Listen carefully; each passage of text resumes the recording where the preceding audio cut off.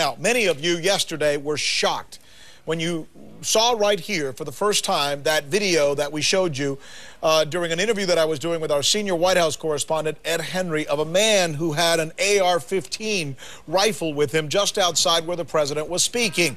This was at an event in Phoenix. There's the picture again. He's right outside where the President of the United States is speaking. President Obama inside, this man outside. Now, what's interesting about this is we now learn he was one of about 12 protesters who were packing near the president. In this video, we noticed that he was being interviewed. And you see that man conducting that interview right there? His name is Ernest Hancock. He's a host of an online radio show, Declare Your Independence with Ernest Hancock. Mr. Hancock's good enough to join us now. Mr. Hancock, how are you, sir? I'm fine. Thanks, Mr. Sanchez. Is that you in that video that we were watching right there?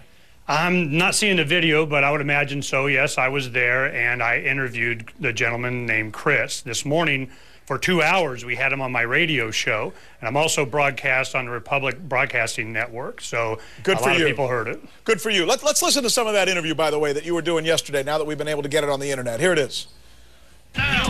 Is it your advocacy that by having guns here, we're probably all safer? Absolutely. Absolutely. You know, one thing, how often, and you ride a motorcycle, you know, so when you travel and such, you know, I never even noticed that. Are you usually armed? I'm almost always armed. Sometimes, like when I take a shower, I set it down on the sink. But other than that, I'm pretty much armed at all times. Why? I think it would be insane not to be dangerous. It's a dangerous world we live in. Police aren't. I can't carry a cop around with me, so. You know, there's a lot of. Go ahead and come back to me, Dan, if you can. A lot of levity there, obviously. Nothing wrong with that. Did you know him? Did you just happen to come across him when you? Oh no. I've known Chris for probably 2 years. He's been part of the Love-olution, you know, that has swept the country around Dr. Paul's campaign, and it started in Arizona. In fact, I'm the one that came up with the logo, the Love logo. Right. And what happened was it brought out an entire new generation. I'm a libertarian activist from 15, 20 years ago. Good. And what happened is they're always worried about where's the next generation coming from? Do they understand what's going on? Do they know what the real issues are? And this gentleman, Chris, does. Well, but issues aside, you know, I got to tell you, it seems to me, when we reported this yesterday, that this was just a guy out there who happened to be coming of his own volition to this place, and you happen to be a reporter who happened to go over and interview him. And the more we look into this, the more it appears that this was really planned, that it was almost it was more planned than you think. Really? We worked with the Phoenix Police Department. We talked to them. They came down to our studio Friday. They have a squad. They used to call it Confrontation Prevention Squad. Now they call it Community Service. But we've gone through this for 15 years with them. And we said, look, we're going to come down. I'm going to do the radio show live. We're going to be broadcasting it. And I'm going to have a firearm. I had a 9mm on myself. Well, as a matter of fact, I think I can show that. Let's show the video now. Dan, if you have it, this is Chris before the interview, backstage, if you will. Let's listen to this. All right, there's Chris backstage, and he's showing off his gun. He's preparing for his debut to go out there before he's interviewed by you. Now, there's something else interesting. Freeze it right there. That's you, right? We've got video of Chris, we're calling it backstage. We don't know where this is. You could take us through that. And then we see you walking by him with the microphone. This is prior to you going out there and interviewing him.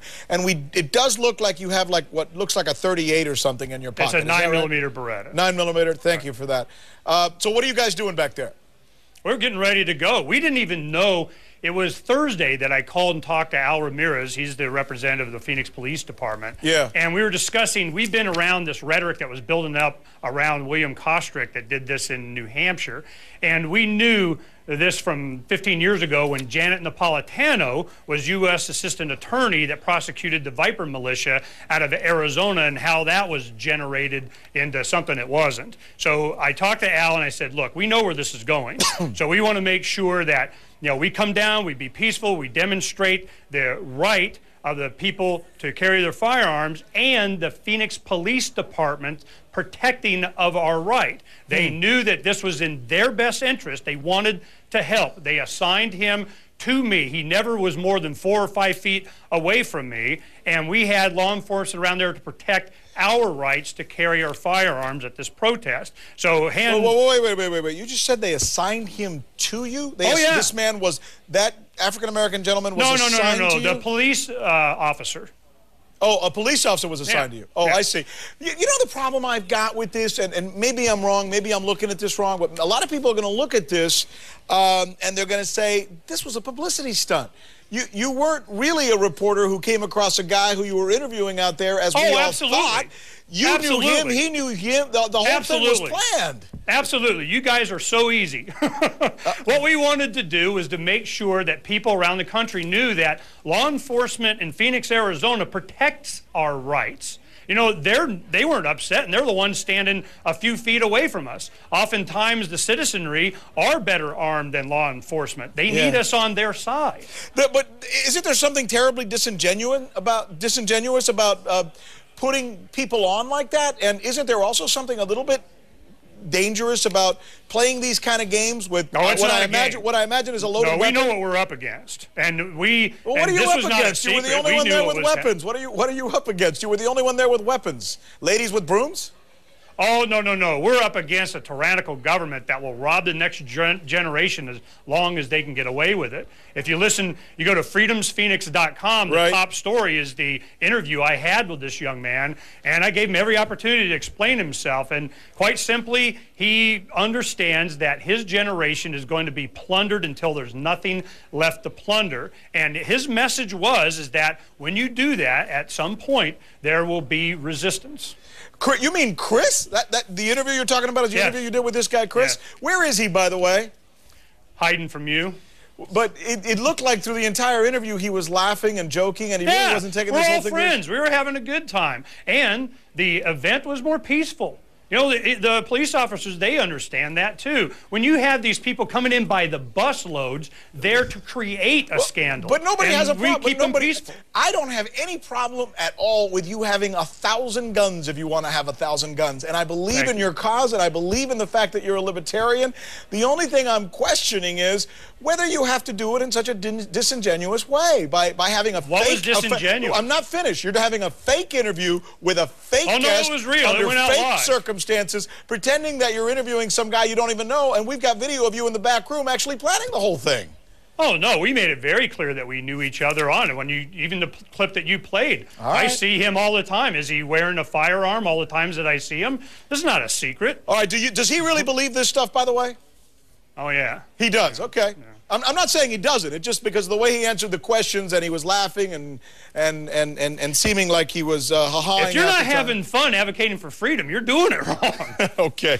All right. Well, you know what? I've enjoyed the interview, and I'm glad you came on. I'm glad that we had a chance to talk about this. God bless you. Appreciate it. You bet. Thank you, sir. All right.